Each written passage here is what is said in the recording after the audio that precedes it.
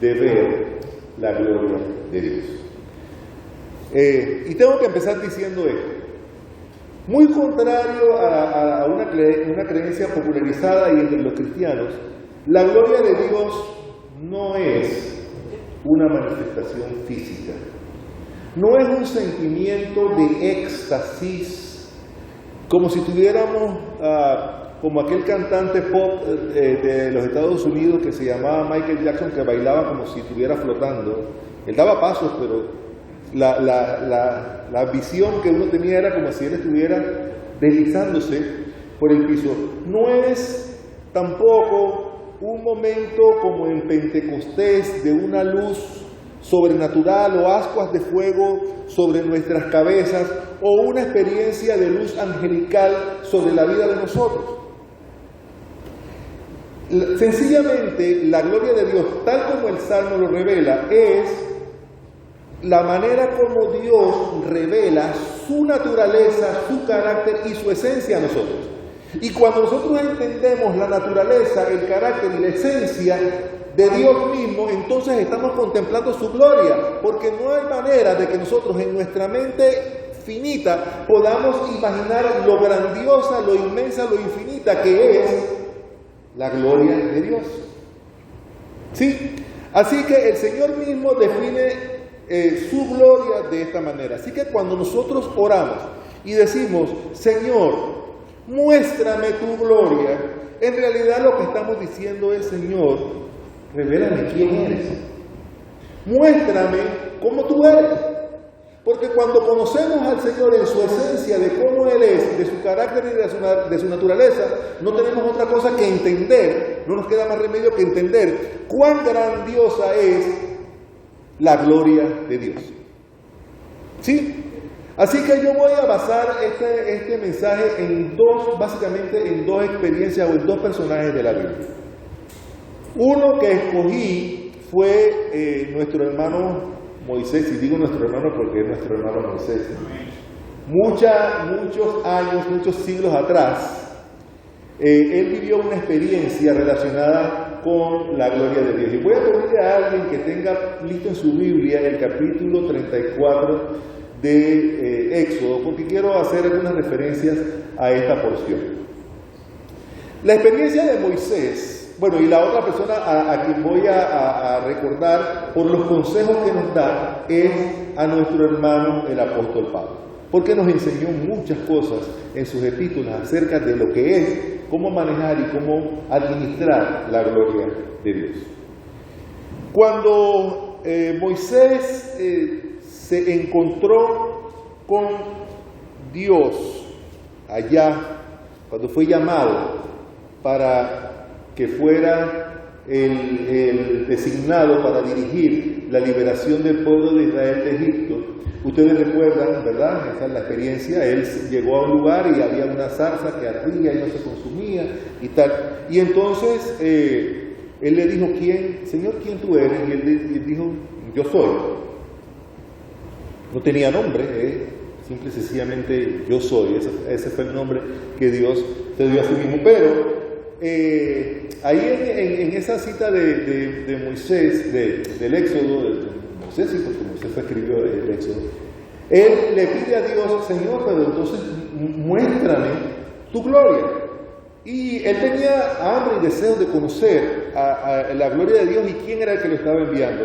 Pero el Señor envió a Moisés a libertar al pueblo de Israel sin haberle dado una revelación plena de quién era él. Simple y sencillamente le dijo, ve y diles que yo soy, te envío.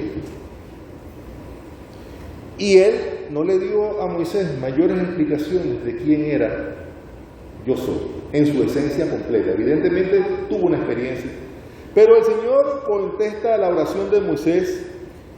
Primero él le dijo, cuando Moisés le pide que le muestre su gloria, ahí el Señor le dice a Moisés, ve, escóndete en una piedra y espera. Y mientras Moisés esperaba que apareciera la gloria de Dios, no vio truenos ni relámpagos, no vio una expresión milagrosa y extraordinaria lo fue, pero histriónica. No vio una obra con unos fuegos artificiales como el 4 de julio en Disney World. O sea, eso no fue lo que él vio. Él estaba escondido en la roca y los versículos 6 y 7 del capítulo 34 de Éxodo nos dice la experiencia.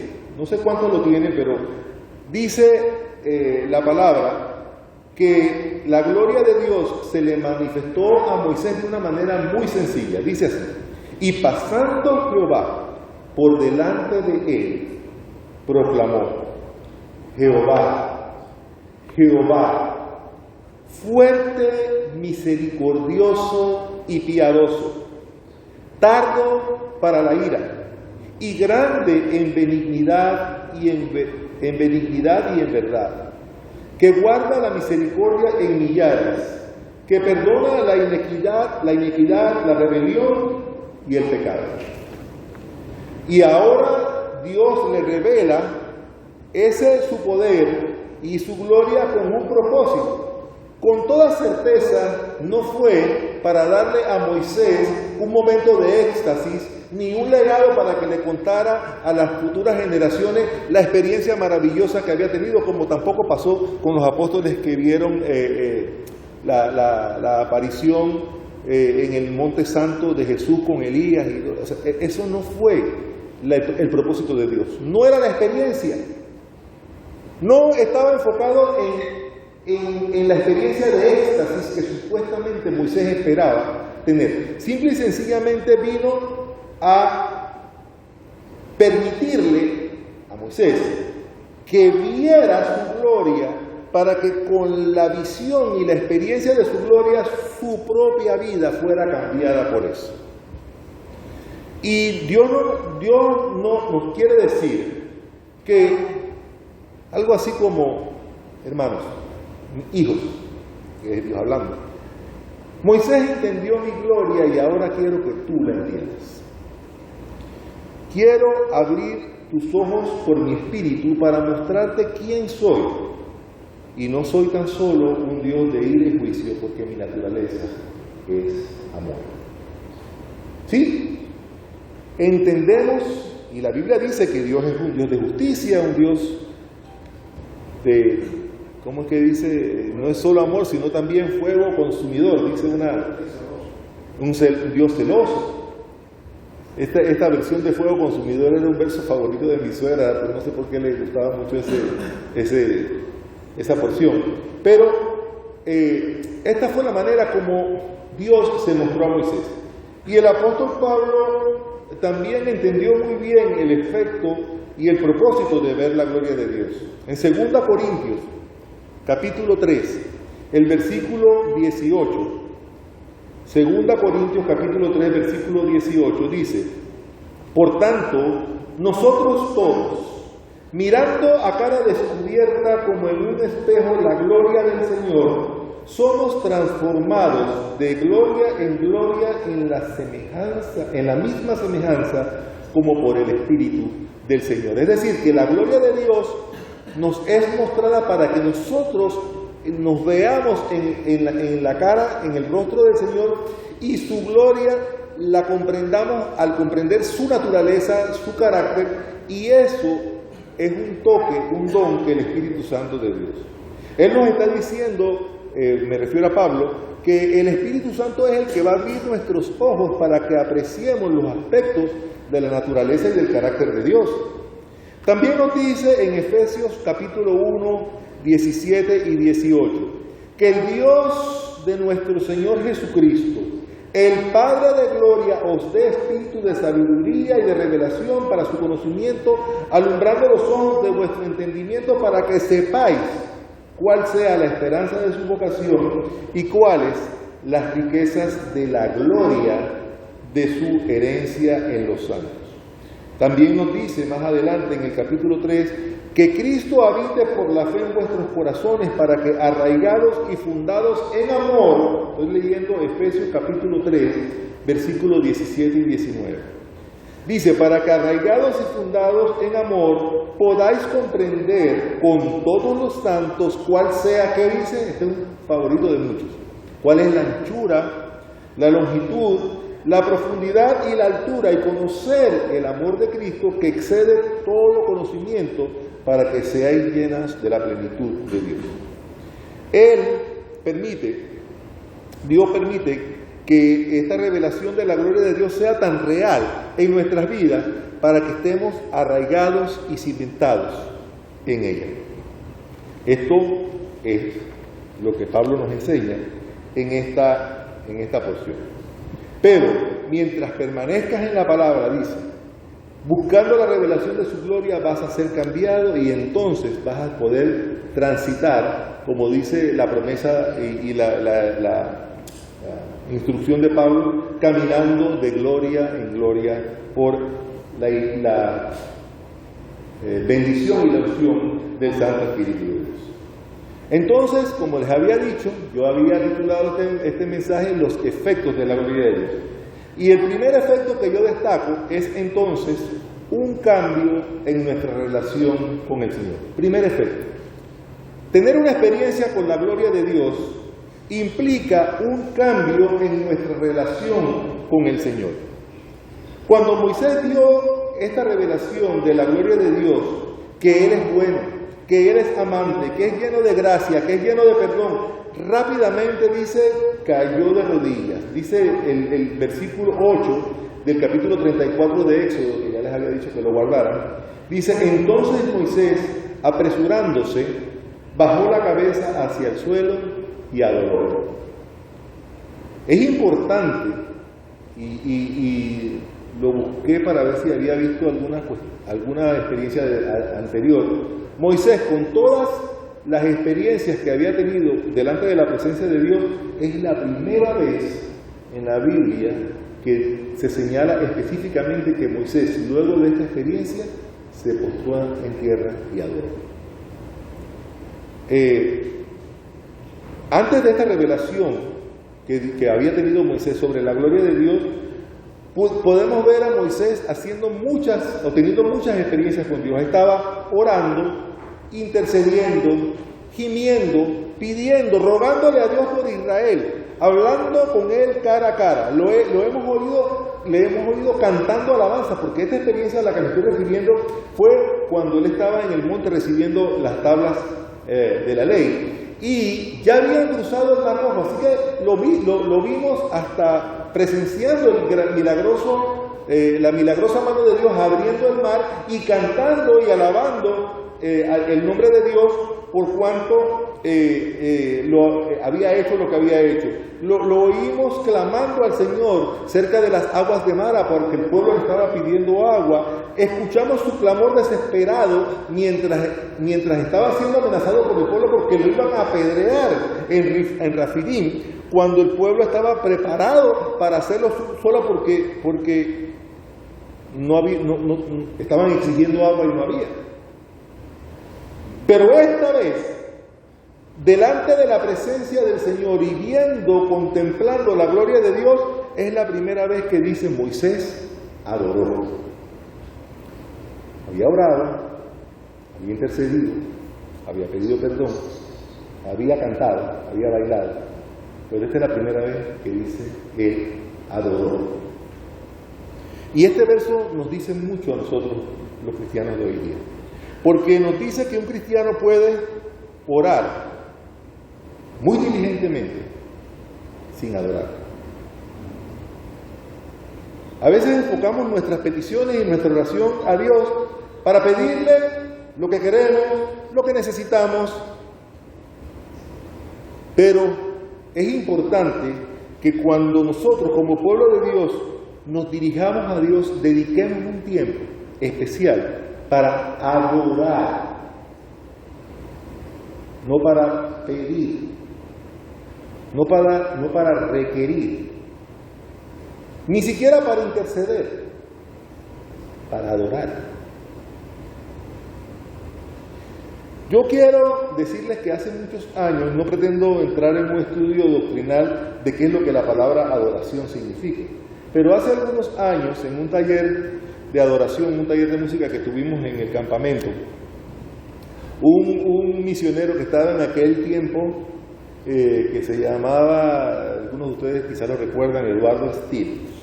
El hermano Steele trajo al campamento a un conferencista que nos enseñó, él estaba presentando un libro que se llama Que mi pueblo adore, cuya lectura la recomiendo, es un libro de adoración excelente, pero él tenía una definición que para mí fue maravillosa, me la aprendí de una sola vez y se las puedo repetir. Adorar es centrar la atención de nuestra mente y nuestro corazón en Dios mismo, entendiendo que estamos refiriéndonos a Dios, conociendo quién es Él y quién soy yo.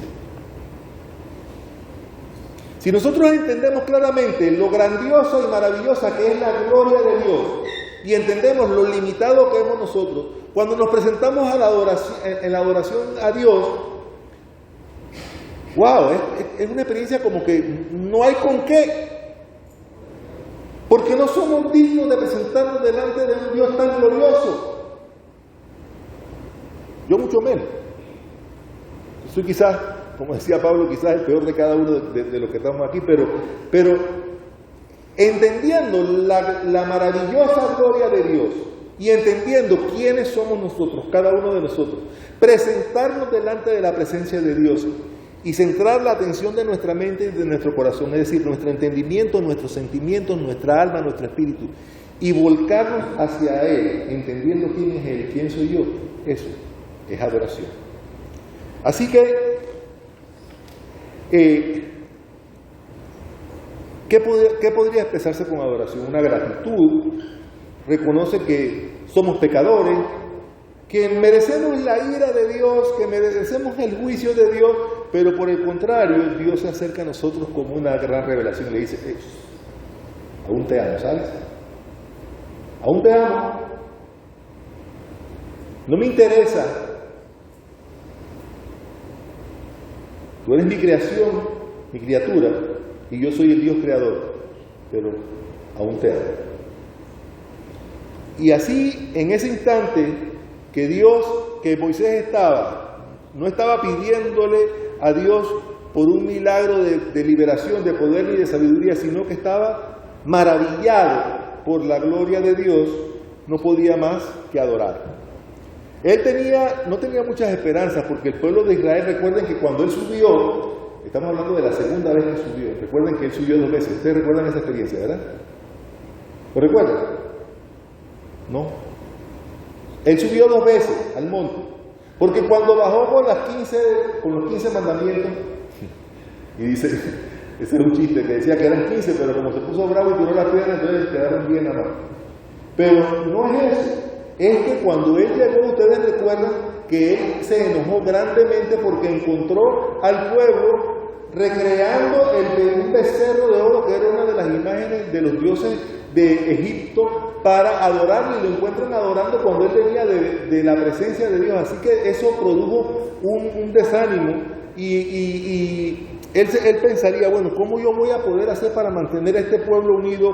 ¿Por cuánto tiempo Dios va a soportar su pecado, su desobediencia? ¿Hasta cuándo va a durar la paciencia de Dios? Y él intercedía por el pueblo y pareciera como si la petición de Moisés fuera más misericordiosa y más compasiva que la de Dios mismo, porque la voluntad de Dios era destruirlo. Pero en realidad era una prueba que Moisés estaba recibiendo sobre la misericordia de Dios. Él le dijo, ¿cómo tú me vas a representar delante del pueblo? ¿Me vas a presentar como un Dios lleno de venganza, de ira y de juicio, o como un Dios misericordioso, paciente y perdonador? Pela el ojo, como decimos en buen panameño. ¿Qué es lo que vas a hacer? Y esto realmente trajo paz al corazón de Moisés, porque mientras él adoraba, él empezó a apropiarse de la misma gloria de Dios que le revelaba la misericordia, la paciencia, el perdón de Dios para su pueblo. Así que tremenda esperanza, tremendo consuelo. ¡Qué gloria, la gloria de Dios! Así que Moisés empezó a orar y dijo, versículo 9 del capítulo 34, si ahora, Señor, he hallado gracia en tus ojos, vaya ahora el Señor en medio de nosotros, porque este es un pueblo de dura cerviz. Perdona nuestra iniquidad, perdona nuestro pecado y tómanos por heredad. Este pasaje definitivamente comprueba la revelación de la gloria de Dios en misericordia, que lo que produce es adoración. Y los que no hemos sentido, yo no puedo hablar por la experiencia de cada uno de ustedes, pero yo les voy a hablar de la mía. Los que no hemos sentido, más bien me voy a empezar en positivo, los que hemos sentido la gloria de Dios revelada en nuestra vida, en medio de nuestras situaciones diarias, en medio de nuestras luchas, en medio de nuestras pruebas, no podemos dar testimonio de lo que esto significa. Miren, hermano, de esto me cuesta mucho trabajo hablar, pero yo tengo que decirlo. Lo pensé mucho si era propio compartirlo, pero quiero compartirlo con ustedes. Hace algunos años, muchos años, casi la edad de mi hijo Pedro, yo me vi abrumado, derrotado. Fueron tiempos muy difíciles para mí, porque entiendo y recuerdo que caí muy bajo. Y yo pude sentir por un tiempo en mi vida la dura disciplina de Dios como una vara castigando mi espalda. Esto es una realidad, fue una realidad en mi vida. Y yo, en mis fuerzas, lo único que podía hacer era tratar, y lo digo de esta manera, tratar de adorar. Y yo sentía, hermanos, estaba tan abatido, que yo sentía que mi oración y mis palabras rebotaban por las paredes del cuarto donde yo estaba. Ni siquiera mi adoración subía delante del trono de Dios. Y yo lo hacía, Dios es mi testigo, derramado en lágrimas, delante o procurando la presencia de Dios. Pero la lucha fue mucha, porque aunque mi iglesia me recibió, me rescató, me ayudó, tuve una compañía, un acompañamiento extraordinario de muchas personas, algunos pastores, algunos misioneros, pero la realidad es que otras personas se me acercaban de una manera insolente, ofensiva, y decía, ¿de verdad, Willy? ¿Tú fuiste capaz de eso? Yo no lo puedo creer. Tenías el diablo metido. Tú que eras un líder notable de la iglesia y de la convención bautista, llegaste a caer tan bajo, ¿de verdad, Willy? ¿En serio? Yo no lo puedo creer. Y otros me juzgaban con menos fuerza, sí, pero con un peso difícil de llevar. ¿Por qué? Me rechazaban. Simple y sencillamente yo iba caminando por la calle y yo podía sentir que las personas me veían y me esquivaban. Eso no pasó con mi iglesia, gracias a Dios. Esta iglesia fue siempre una nodriza para mí. Pero después de un tiempo, cuando yo cargaba con esto y yo no veía respuestas, yo sentí un dolor emocional tan grande que me abrumó. Yo sentí cansancio físico. Yo no podía hablar, yo no podía ministrar. Yo no podía ni levantar la cara delante de la congregación. Y recuerdo un día que mi esposa me levantó del piano que tenemos en casa, y porque veníamos para la iglesia, y en la mitad del camino yo le dije a ella, negra, no puedo. Esto es demasiado para mí. Yo no puedo ver el rostro de mis hermanos en la iglesia sin sentir en su mirada un juicio, como decía, mira aquí viene el farsante. Y yo venía con mi familia y con mis hijos.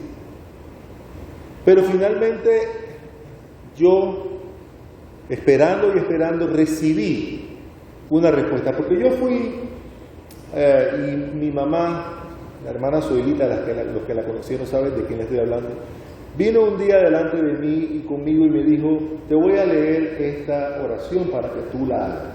Esta oración no es mía, está en el libro del profeta Jeremías, en el capítulo 10, el versículo 24. Y Zoilita me decía, órale al Señor así: castígame, oh Jehová, mas con juicio, no con furor, para que no me aniquiles. Se lo repito: castígame, oh Jehová, mas con juicio, no con furor, para que no me aniquiles. Estas palabras de Jeremías fueron mi oración constante. Yo le decía al Señor: castígame, Señor, júzgame si es necesario, pero por favor, no lo hagas con ira.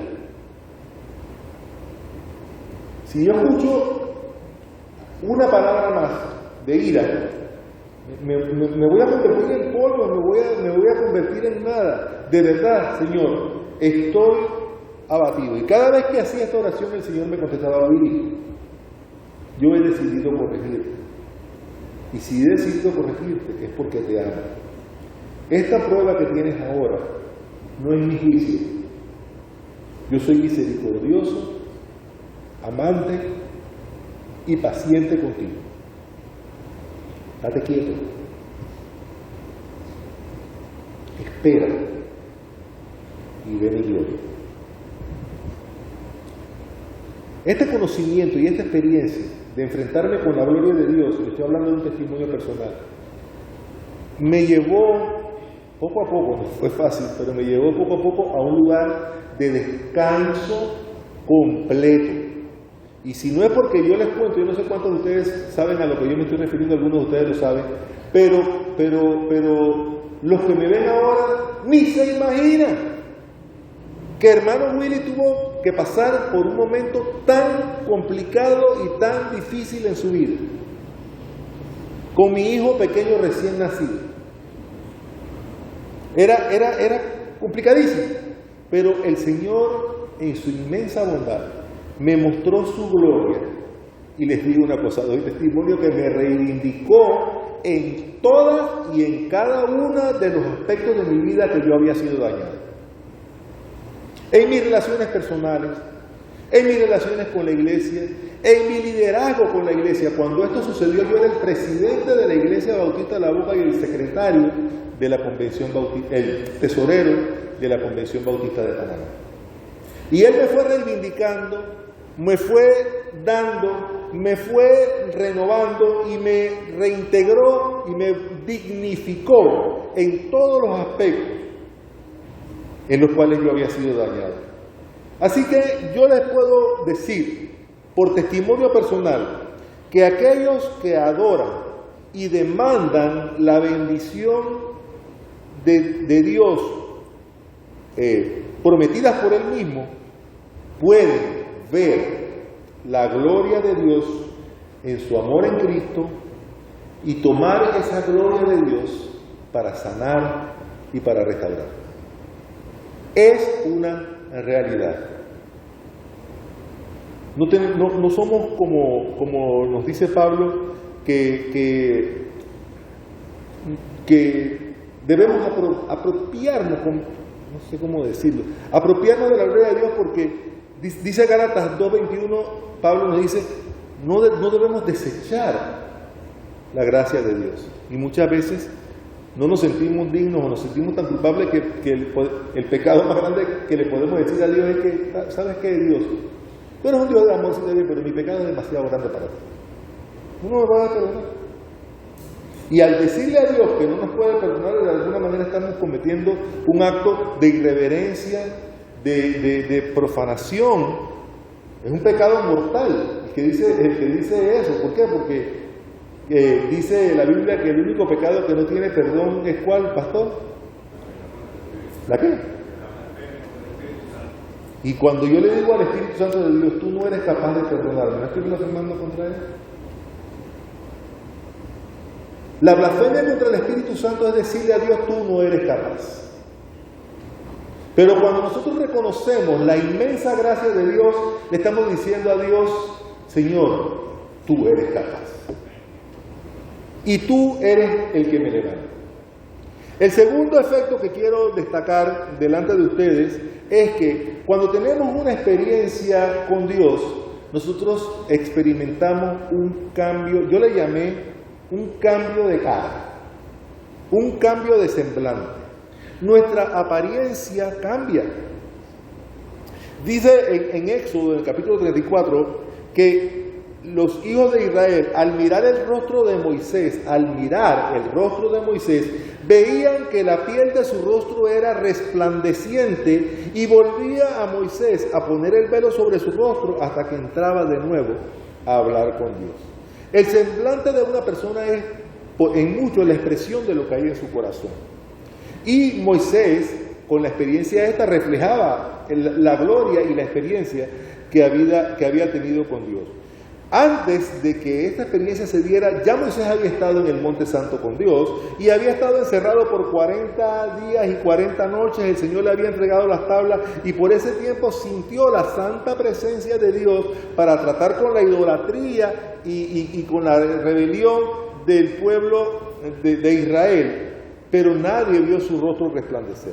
Fue después, cuando la gloria de Dios se manifestó para él, que su semblante cambió.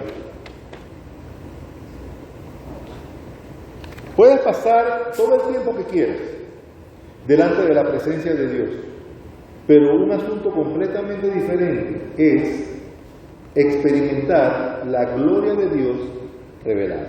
Como Pablo testifica en Gálatas capítulo 1, dice: Dios me había apartado desde el vientre de mi madre y me llamó por su gracia, cuando Él tuvo a bien revelarme a su Hijo para que yo lo predicara. Pablo de alguna manera me está diciendo, mire, yo estoy delante de ustedes, no traigo conocimiento, no traigo doctrina, y creo que en alguna porción de la Escritura él dice, muestra su pedigrí, yo soy judío de judíos, nacido, educado, ciudadano romano, y presenta su currículum. Pero lo que Pablo destaca no es sus méritos como estudioso o como el linaje que tenía, sino que él se apropia de la gracia y de la revelación de Dios, del amor de Dios, que es el que le da la autoridad para poder predicar y enseñar. La revelación de la gloria de Dios ciertamente es algo maravilloso. Sin embargo, muchos han convertido esto en le llamé yo aquí en mi escrito, una licencia para pecar. Porque dicen, bueno, si para que la gracia de Dios abunde es necesario que Él me muestre su amor y su perdón, entonces mientras más yo peco, más Dios me ama, y entonces la gracia de Dios y la misericordia de Dios y la gloria de Dios se revela en mí, porque yo peco y practico el pecado, y entonces la gracia de Dios se manifiesta en mí. Así que para que la gracia abunde, entonces yo vivo en pecado. ¿Qué cosa más sacada de la verdad de lo que Dios enseña? Judas escribe en el versículo 4 de su epístola que cambian en libertinaje la gracia de nuestro Dios y niegan a Jesucristo los que se comportan de esta manera. ¿Ya? Tener que presentarnos delante de Dios y decirle, ok, Dios es amor y Dios es perdonador y la gracia de Dios abunda en nosotros porque nos perdona del pecado, así que yo vivo en pecado para que la gracia de Dios sobreabunde en mí. Nada. A otro con esa historia. Las personas que practican esta manera de vivir son fáciles de reconocer. Dice Isaías en el capítulo 3, versículos 8 y 9, y voy a leer lo que dice la palabra de Dios. La lengua de ellos y sus obras han sido contra Jehová para irritar los ojos de su maldad. La apariencia de sus rostros testifica contra ellos, porque como Sodoma publican su pecado y no lo disimulan. se jactan de vivir en una vida de pecado. En otras palabras, el profeta está diciendo, tu propio pecado testifica contra ti, porque lo que está en tu corazón se te ve en la cara. ¿Sí? La experiencia entonces de tener el momento de experimentar y de conocer la gloria de Dios es que aún los pecadores te reconocen. Yo no sé cuántos de ustedes les ha pasado, les confieso que a mí sí. Muchas personas a veces hasta se mofan tú eres creyente, mira, y eso que está en la iglesia y está en la iglesia. Pero realmente, en momentos difíciles de sus propias vidas, por alguna razón me llaman a mí. Y es porque de alguna forma reconocen que uno ha tenido una experiencia con Jesús. Yo no sé cómo lo sabe, porque a veces te dicen, es que tú eres diferente. Tú no te pareces a nadie. Yo les conté algo de mi experiencia en el viaje a Turquía, que uno de los guías, que era un creyente islámico, de alguna manera, porque reconoció por el testimonio de las demás personas, pero porque vio en mí algo, él se dirigía a mí para sus cuestionamientos y para sus conversaciones que tuvieran un carácter de enseñanza. Porque tú eres diferente. Mira, estas mujeres que están aquí están todas locas buscando los turcos bonitos y qué sé yo, pero tú eres distinto, tú te ves diferente. Tú no pareces tener resentimiento, pareces no tener amargura. Eso era lo que me decía Mahmoud. Sin embargo, él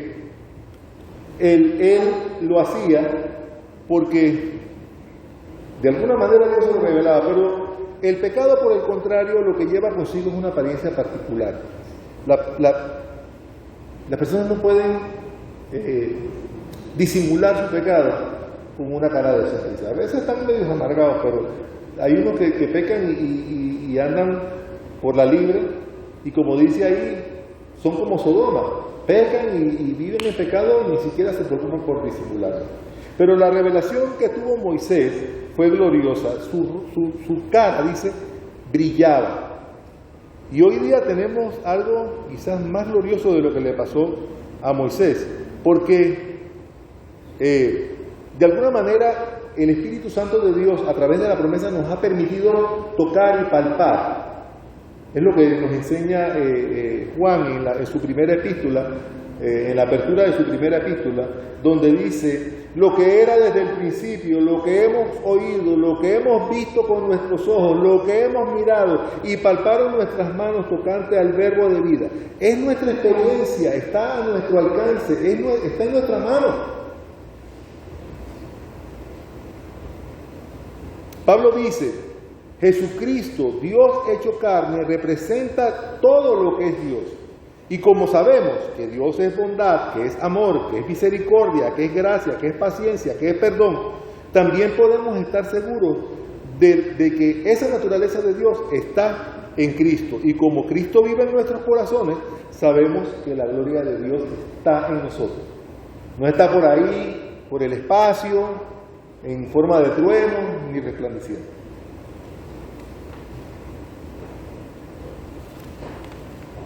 El tercer efecto que quiero traer delante de ustedes es que una experiencia con la gloria de Dios trae como consecuencia un cambio en nuestra relación con las demás personas. Fíjense, el primer aspecto que destaqué fue un cambio en nuestra relación con Dios. El segundo tiene que ver con nosotros mismos, un cambio en nuestro semblante que habla de lo que hay en nuestro corazón. Y el tercero es un cambio en nuestra relación con los demás. Una vez que nosotros recibimos la revelación de la gloria de Dios, no podemos continuar tratando a las personas de la misma manera. No es posible. No es posible. Pablo dice, si el Señor te ha mostrado cuán tierno y cuán bondadoso y cuán amante es contigo, entonces tu obligación es mostrar ese mismo carácter de Dios a las demás personas. Dice en Efesios capítulo 4, versos 31 y 32, toda amargura enojo e ira, y voces, y maledicencia sea quitada de vosotros, y toda malicia. Antes sed los unos con los otros, benignos, misericordiosos, perdonándose unos a otros, como también Dios les perdonó. Dios nos está diciendo a través de Pablo: tú has visto mi gloria, conoces mi naturaleza, conoces mi carácter, conoces que soy misericordioso, paciente y listo para perdonar. Ahora yo quiero que tú se lo expreses a los demás también. Que los demás puedan conocer esa naturaleza y ese carácter de Dios por tu testimonio y por la manera como tú los amas, como tú los tratas, como tú los bendices. Moisés tuvo una revelación de la gloria de Dios y en algún momento le dio una mala representación al pueblo. Él se impacientó, no sé si ustedes recuerdan, cuando en desobediencia de Dios golpeó la roca con ira y le dijo: ustedes lo que fueron unos tercos, necios, rebeldes. Aquí viene agua, tomen su agua, ¡pam! Enojado. Y eso, para los estudiosos de la Biblia, le significó, con todo lo especial que él fue, con todo lo líder que él fue, con todo lo ungido, bendecido por la gloria de Dios, según el Antiguo Testamento, ese acto le significó no entrar a la tierra prometida. No sé si cuántos lo recuerdan, pero así fue como sucedió, así lo relata la Biblia. En el Nuevo Testamento encontramos también otra parábola de Jesús que nos ayuda a entender esto de cómo debemos tratar a los demás, habiendo experimentado la gloria de Dios. Ustedes recuerdan la parábola en la cual él habla de un siervo que tenía una deuda bien grande con su amo. ¿La recuerdan? Y el amo le mostró una increíble bondad, una gracia y un perdón, porque le dijo: ya no me debes nada. Le perdonó la deuda. Se lo perdonó casi sin razón, porque le nació, porque por pura gana, le dio la gana de hacerlo. Entonces, tan pronto este siervo fue perdonado, se encontró con uno en el camino que le debía a él. Y se le fue encima por el cocote y le dijo: ¿me pagas o me pagas?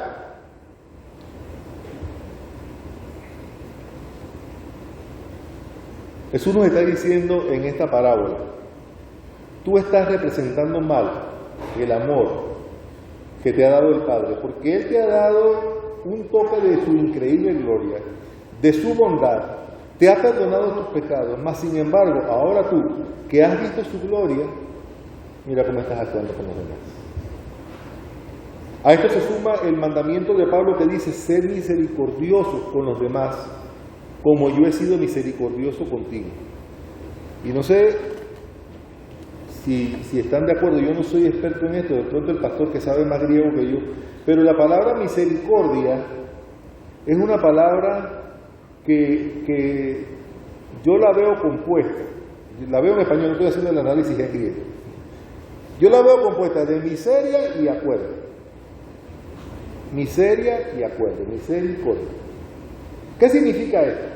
Que yo me pongo de acuerdo, me enfoco, me sintonizo, me identifico con el que está peor que yo.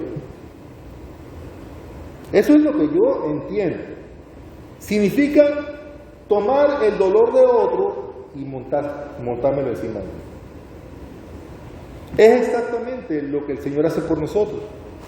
¿Cuántas veces, yo puedo dar testimonio y estoy seguro que cada uno de ustedes también, cuántas veces el Señor ha tomado tu tristeza, ha tomado tu sufrimiento, ha tomado tu vida, te ha dado y lo ha cambiado por consuelo, por descanso, por perdón, por amor?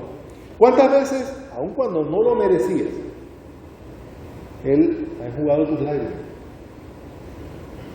¿Cuántas veces te habla con voz bondadosa? Tenemos que abrir nuestros oídos espirituales para escuchar la bondadosa voz de Dios hablando a nuestra vida. Entonces yo te pregunto lo siguiente: habiendo experimentado la gracia, la gloria de Dios, ¿cómo es que no te propones en tu corazón tomar la tristeza y el sufrimiento de alguien que también está dolido? Sería como una reacción natural, pero nos cuesta tanto sentir compasión, estar afectado, tocado por la tristeza de otro y tomar la determinación de hacer algo.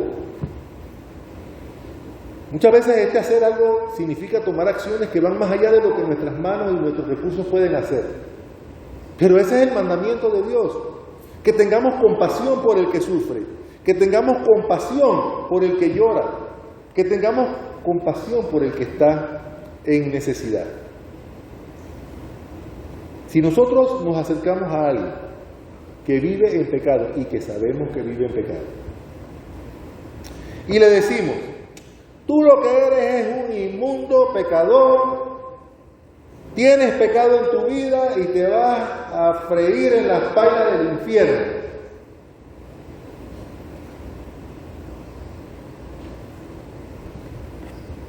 Si eso fuera así, probablemente esa persona a la que se le está diciendo ya lo sabe. Claro, la Biblia nos manda que declaremos y que certifiquemos que la paga del pecado es muerte. Yo no estoy diciendo que cambiemos el mensaje, pero lo que estoy refiriéndome es a la manera cómo nos acercamos y cómo abordamos a aquel que está en necesidad. Y si lo que estamos haciendo es ofendiéndolo y rechazándolo, insultándolo, sin darle una oportunidad, lo que estamos diciéndole es que ya él está condenado. Estamos de alguna manera negando o rechazando la oportunidad que esta persona pueda tener de venir al conocimiento de Dios.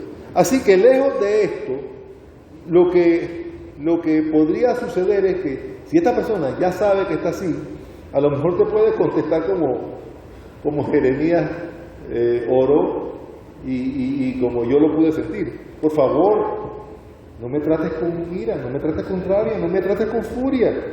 Me vas a reducir a polvo. Y es verdad, estoy muy abatido, no me reduzcas más, no me aplastes más. Así que si has tenido una revelación de la gloria de Dios, sabes lo que significa probar su amor, probar su misericordia, probar su perdón y compartirlo con los demás. Si eres cambiado por esa gloria, Jesús te dice, toma esa gloria y brilla en el mundo que está a tu alrededor. Este es el mensaje que traigo para ustedes hoy. Así que la última exhortación que tengo es, hermanos, ya es tiempo que actuemos en amor, que actuemos con misericordia, que actuemos con perdón, que actuemos con compasión, de la misma manera que tu Señor lo ha hecho contigo ya. De esa misma manera. Y si decimos que el amor del Señor es inmenso, es infinito, que su gloria es para siempre, es el mismo llamado que Dios nos hace para que nosotros nos comportemos con los que están alrededor de nosotros. Así que, repasando los tres efectos de la gloria de Dios. Número 1, un cambio en nuestra relación con Dios, un cambio de adoración, de reconocimiento de su grandeza, de su gloria inmensa e infinita. Número 2, un cambio en nuestro semblante, un cambio en nosotros mismos, para con nosotros mismos, en nuestro corazón, en nuestra alma. Y tercero, un cambio en nuestro comportamiento con los demás. Que el Señor les bendiga, les guarde, y espero que estas palabras sean de edificación a las vidas espirituales de cada uno de ustedes, como va a ser para la vida. Dios les bendiga.